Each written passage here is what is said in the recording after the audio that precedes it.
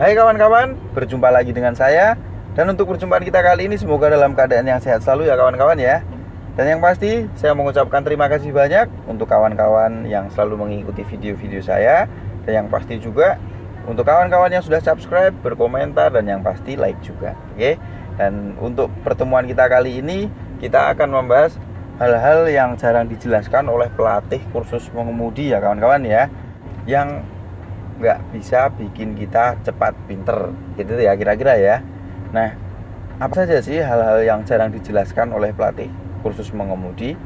Nah, sebenarnya pada dasarnya ya teman-teman ya, untuk kursus itu memang harusnya sedetail mungkin dijelaskan oleh pelatihnya. Tapi terkadang ada beberapa pelatih yang mungkin nggak tahu kenapa ya, mungkin karena dia orangnya jarang maksudnya nggak suka ngomong atau gimana dan sebagainya ya. Tapi sebenarnya pada dasarnya pelatih itu memang harus menjelaskan, nggak bisa enggak ya.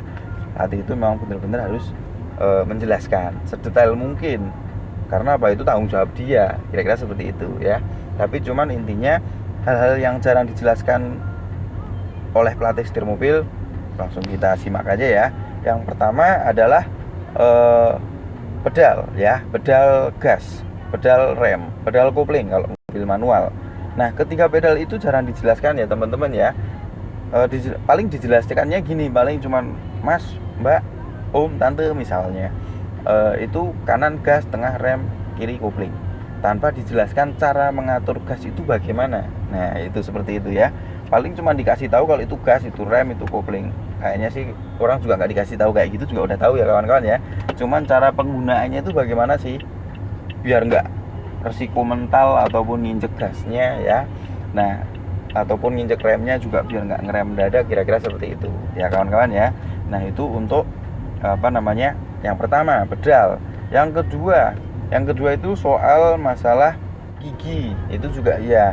Paling kalau gigi itu orang atau pelatih itu memberitahunya cuman gigi itu nanti lihat gambar ya, kalau satu itu ke depan, dua ke belakang, tiga, tanpa dijelaskan terlebih dahulu. Dan kalau yang orang nggak tahu itu mau disuruh lihat gambar juga, namanya orang nggak tahu, tetap susah ngertiinnya ya, kira-kira seperti itu ya, tanpa kita jelaskan. Padahal sebenarnya kalau kita ngelihat gambarnya emang gampang ya, karena bisa disimak itu gambar gigi itu netral itu kan di tengah-tengah tuh. Nah, sesuai gambar kalau netral itu kan di tengah-tengah. Jadi kalau mau masuk satu sesuai gambar berarti ke kiri, kemudian ke depan. Kalau dari gigi 1 ke gigi 2 sesuai gambar ya tinggal lurus ke belakang ya, kira-kira seperti itu. Dan kalau 2 ke gigi 3 ya berarti ke depan dulu, balik ke netral, baru ke depan lagi, itu gigi 3. Nah, biasanya juga itu penyakitnya orang latihan itu kalau dari gigi 2 ke gigi 3 pengennya langsung menceng ke kanan ya, padahal gambarnya itu harusnya ke depan dulu sedikit, dilepas biar lari ke netral, baru ke depan lagi ya, kira-kira seperti itu. Nah, itu yang kedua adalah soal gigi. Mungkin nggak dijelaskan secara cermat atau detail ya, jadi kadang membuat orang bingung. Kadang masukin gigi suka keras ya. Nah, kira-kira seperti itu ya, itu yang jarang dijelaskan oleh pelatih ya. Untuk selanjutnya nih, yang terpenting adalah setir ya. Banyak pelatih yang saya perhatiin ya, di mana-mana tempat kursus itu saya sering merhatiin juga, pelatih itu jarang menjelaskan soal setir. Cuman ngasih tahu doang. Maksudnya ngasih tahu itu mas, om, tante, mbak, dan sebagainya ya, pak. Nah, itu ini setir ya, bulat misalnya seperti itu. Kalau belok kanan ya diputar kanan, kalau belok kiri diputar kiri. Itu doang paling ya. Nah, sebenarnya pada dasarnya setir itu adalah utamanya di mobil kita. Mobil kita menuju mau kemana, mau nabrak mau enggak, itu kan salah satunya dari setir. Arahnya mau bener atau enggak, mau menceng atau enggak, itu adalah dari setir. Nah, jarang pelatih menjelaskan soal setir ya kawan-kawan ya.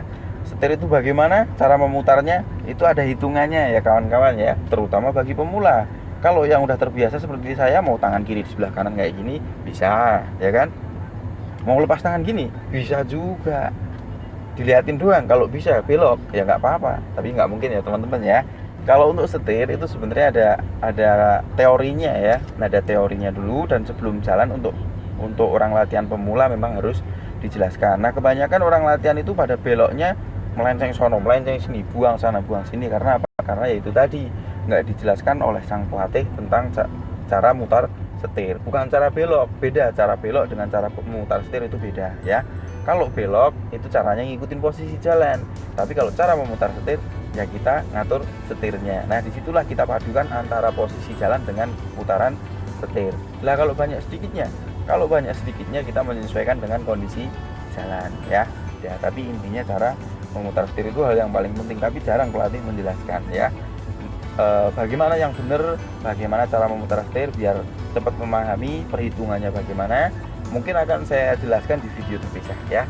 Mungkin judulnya juga nggak jauh dari cara memutar setir, ditunggu aja ya kawan-kawan ya. Dan yang pasti ketiga tadi yang jarang dijelaskan oleh pelatih adalah yaitu tadi yang udah saya sebutin 3 tadi ya, inti-intinya. Oke, terima kasih banyak, dan yang pasti sampai jumpa lagi di pertemuan berikutnya di materi yang lainnya, dan semoga dalam keadaan yang sehat selalu dan sukses selalu. Terima kasih.